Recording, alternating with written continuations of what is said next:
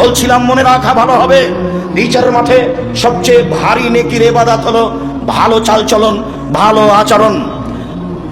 ভালো চালচলন দিয়ে জান্নাতুল ফেরদাউস পাওয়া যায় এমন কোন ইবাদত নেই যা দিয়ে সরাসরি জান্নাতুল ফেরদাউস পাওয়া যাবে। হজ করে হয় না, সিয়াম পালন রোজা থেকে হয় না, সালাত আদায় করে হয় না, দান খায়রাত করে হয় না। ভালো আচরণ দিয়ে জান্নাতুল ফেরদাউস পাওয়া যায়। এক খেয়ালে চেয়ে থাকুন, আল্লাহর নবী বলেন, আনা যাইমুন বে বাইতিন ফিল জান্নাহ লিমান তারাকাল কিজবা ওয়াইন কানা মাদে।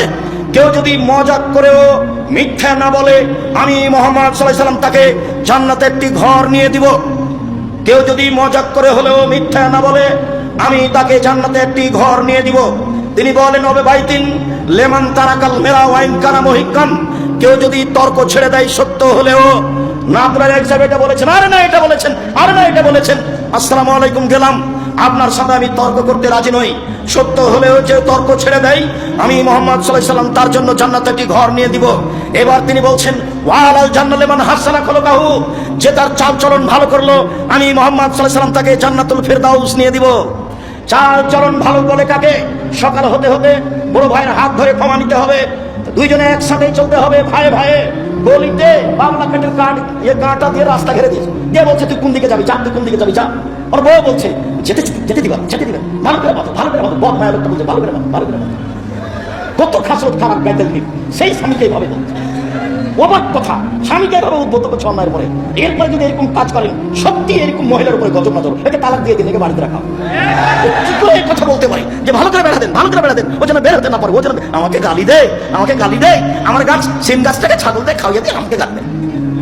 চালচলন পরিবর্তন করতে হবে, দিয়ারে বাড়ি।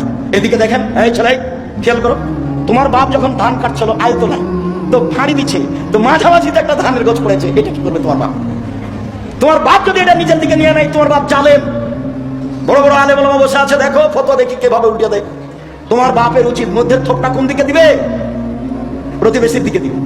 তোমার বাপ, তোমার অভ্যাস, যখন ওই আল্লাহ সেই জমিতে হাত চাষ করেছে, তখনই এক ভাঙর শেষ ভাঙরটা চাপে ধরেছে। কি হবে এই দিয়ে? এই দিয়ে কি হবে? এরই নাম জুলুম, এরই নাম অন্যায়, এরই নাম অবিচার, এরই নাম শয়তানি, এরই নাম রাহাজানি, এরই নাম ডাকাতি।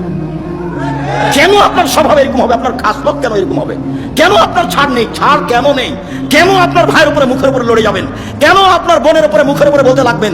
কেন আপনার চাচার উপরে এভাবে মুখের উপরে বলতে লাগবেন? আসেন দেখে নিচ্ছি, আসেন দেখে নেবো আপনার ব্যাটা কয়টা কি করে, এভাবে কথা বলবেন কেন? আসেন এদিকে শেখা নেবো আপনাকে। এগুলো কি কথা? এগুলো কি কথা? স্বভাব একবারে এই স্বভাবের মুখে পেশাব করে দিতে হবে। এরপরে কোনোদিন এই স্বভাব নিয়ে আসতে হবে। এটা খারাপ, এটা ভালো আচরণ নয়, এটা ভালো স্বভাব নয়, এটা খারাপ স্বভাব, এটা খারাপ খাসলাত, এটা খারাপ অভ্যাস। ছাড় দিতে হবে, নরম হতে হবে, নরম ছাড় দিতে হবে, নরম হতে হবে। আচ্ছা ঠিক আছে চাচা, আপনি যেটা ভালো মনে করবেন করেন। তোমরা 5 ভাই আছো, তাতে কি হবে?